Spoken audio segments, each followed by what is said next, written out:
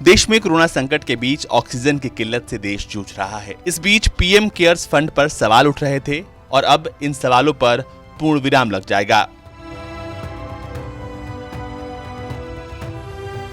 दरअसल इसको लेकर सरकार की ओर से एक बड़ा कदम उठाया गया है।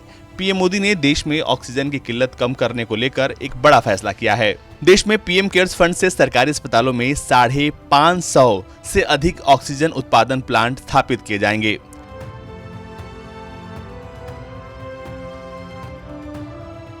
पीएमओ की ओर से जानकारी दी गई है कि पीएम मोदी ने देश में पीएम केयर्स फंड से 551 मेडिकल ऑक्सीजन बनाने वाले प्लांट को मंजूरी दे दी है। पीएमओ ने बताया है कि अस्पतालों में ऑक्सीजन की उपलब्धता को बढ़ाने की दिशा में पीएम मोदी की दिशा निर्देश के अनुरूप पीएम केयर्स फंड से सार्वजनिक स्वास्थ्य सुविधाओं के अंदर 551 समर्पित चिकित्सा ऑक्सीजन उत्पादन संयंत्रों की स्थापना के लिए धन के आवंटन के लिए सैद्धांतिक मंजूरी दी है।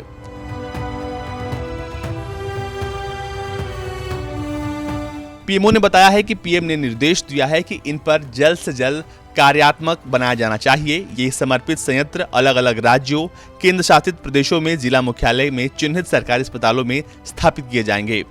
खरीद स्वास्थ्य और परिवार कल्याण मंत्रालय के माध्यम से ये सब कुछ होगा। पीएमओ ने आगे बताया है कि जिला मुख्यालय में सरकारी अस्पतालों में पीएसए ऑक्सीजन जनरेशन प्लांट स्थापित करने के लिए पीछे मूल उद्देश्य सार्वजनिक स्वास्थ्य प्रणाली को और मजबूत करना है और ये सुनिश्चित करना है कि इनमें से हर अस्पताल में कैप्टिव ऑक्सीजन पीढ़ी की सुविधा हो।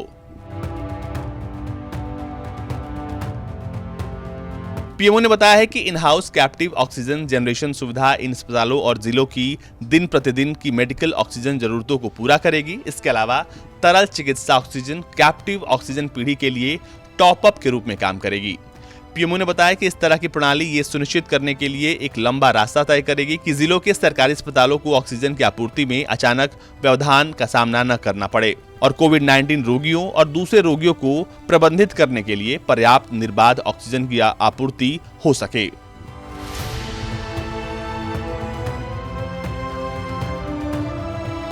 पीएमओ के बयान के अनुसार in house captive oxygen generation की सुविधा इन अस्पतालों और जिलों की दिन प्रतिदिन की मेडिकल ऑक्सीजन जरूरतों को पूरा करेगी।